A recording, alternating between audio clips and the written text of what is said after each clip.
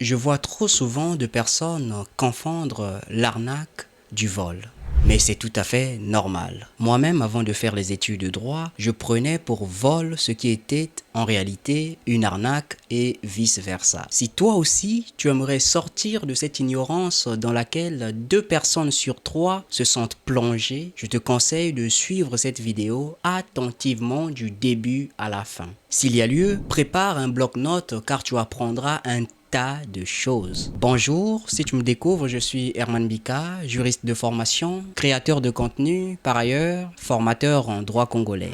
Dans cette vidéo, je promets de t'apprendre à distinguer le vol de l'arnaque. Pour te prouver que je vais tenir ma promesse, je t'ai fait une fiche détaillée de cette distinction que nous allons voir dans cette vidéo, que tu trouveras dans la description de la vidéo. Clique sur le premier lien dans la description de cette vidéo pour te procurer de ta fiche résumée de la distinction qui existe entre le vol et l'arnaque. Alors, qu'est-ce qui distingue véritablement une arnaque d'un vol? Avant tout, je propose qu'on commence par la définition de ces différentes notions.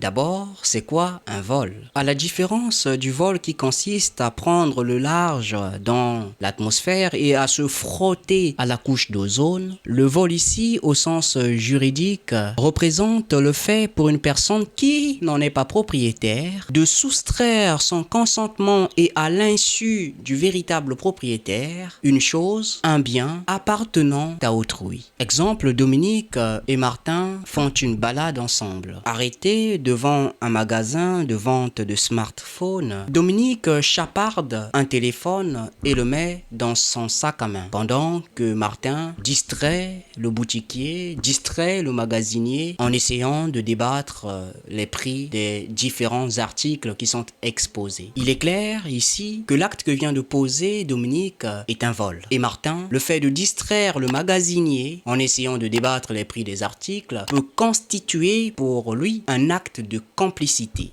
Il peut être considéré comme complice de l'acte que vient de poser Dominique, notamment l'acte de vol. Mais la complicité est une autre question. Si vous aimeriez que je fasse une vidéo détaillée sur le sujet, écrivez-moi simplement en commentaire de cette vidéo « complicité » et je ferai pour vous cette vidéo. Alors pour revenir à la question du vol, les juristes le définissent de manière très claire et simple comme la soustraction frauduleuse de la chose appartenant à autrui. Dans cette définition, il est nécessaire qu'il existe de prime abord une soustraction frauduleuse, Dans quel cas, on ne pourra parler de vol. Le vol nécessite un acte de soustraction frauduleuse. Le cas de Dominique cité plus haut illustre sans l'ombre d'un doute cet acte de soustraction frauduleuse. Toutefois, il peut exister une soustraction non frauduleuse. C'est le cas d'un monsieur appelé Antoine qui décide de prêter à son amie Ingrid son magnétophone. Cela fait une semaine maintenant qu'Ingrid sillonne les avenues de Brazzaville, poitrine découverte et une démarche avenante avec le magnétophone d'Antoine. Alors qu'Antoine le lui avait remis pour une durée de 2 jours seulement. Et voilà que le hasard ne sait pas faire les choses, qu'Ingrid décide de contacter Antoine pour travailler ensemble. Antoine répond justement à l'appel qui lui a été fait et se rend au domicile d'Ingrid pour travailler ensemble. Et là, il se rend compte, il repère dans un sillon, dans un rayon, son magnétophone qu'il avait prêté à son amie Ingrid. Ils ont commencé le travail, ils ont commencé à faire des factorisations, puisqu'il s'agissait de mathématiques dans le cas d'espèces. Et Ingrid a eu envie de se soulager, de faire miction. Elle est sortie,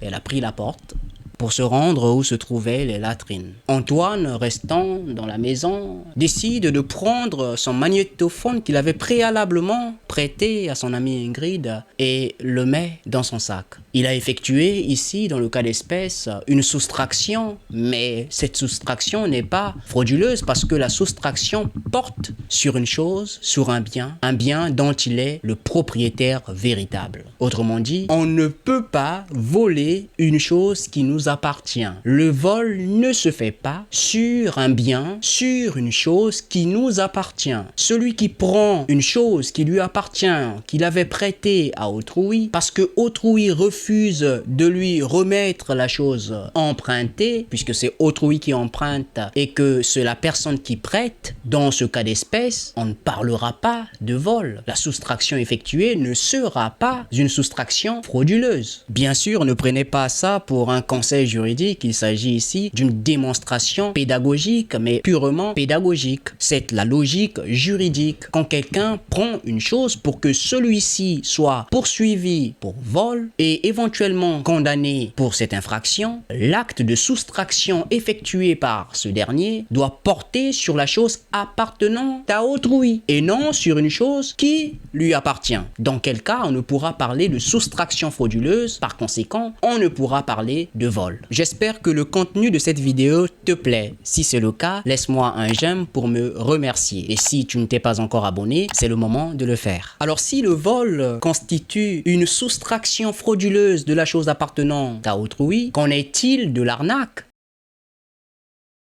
On appelle par arnaque le fait pour une personne d'user d'un mensonge, d'user d'une manœuvre, d'user de quelque chose en réalité qui ne la représente pas dans le seul but de soutirer soit de l'argent, soit des données à caractère personnel auprès d'une personne qu'on appelle ici autrui. Pour donner un exemple, celui qui utilise un mensonge pour obtenir d'autrui soit de l'argent, obtenir d'autrui un dépôt, Mobile Money, Airtel Money, Wave, Western Union, il s'agit là d'un acte d'arnaque, il ne s'agit pas de vol. Il faut comprendre par arnaque ici, escroquerie. Mais attention, toute escroquerie est une arnaque, mais toute arnaque n'est pas une escroquerie. L'escroquerie se différencie de l'arnaque par le fait que l'escroquerie est une expression juridique consacrée par le droit pénal, alors que l'arnaque en réalité est une expression sociétale, c'est une expression courante qu'on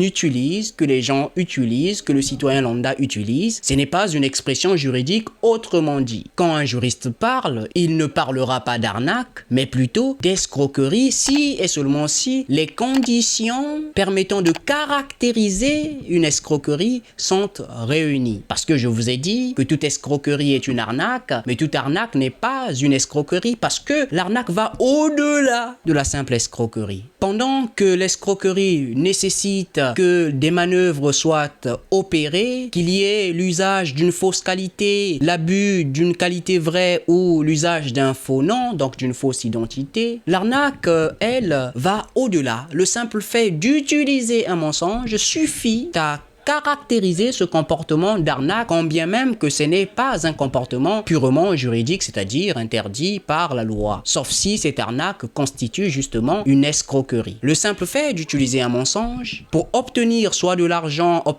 voler des données à caractère personnel, par exemple obtenir le mot de passe ou le code d'un compte bancaire, le code PIN d'un compte Mobile Money, Airtel Money, il s'agit là en réalité d'une arnaque. C'est ce qui se fait généralement lorsque les personnes reçoivent parfois des appels inconnus. Quelqu'un qui se fait passer pour un proche pour soutirer simplement de l'argent auprès de la personne appelée. Donc je reçois un appel d'un monsieur qui se prétend être mon oncle. Il prend son nom, il connaît mon nom, il connaît un peu ma vie privée. Il me dit un certain nombre de choses. Moi, je crois que c'est mon oncle. J'effectue un dépôt, j'effectue une transaction. Eh bien, il s'agit là en réalité d'une arnaque. J'ai été victime d'une arnaque. Pour que cette arnaque soit appelée escroquerie, il faudrait que les conditions soient réunies et que les autorités en décident ainsi, que les autorités décident de qualifier cette arnaque d'escroquerie. Donc ce qu'il faut comprendre ici, c'est que l'arnaque est un terme qui n'est pas juridique, alors que l'escroquerie en est un. L'escroquerie est un terme juridique. L'escroquerie et le vol sont des termes juridiques,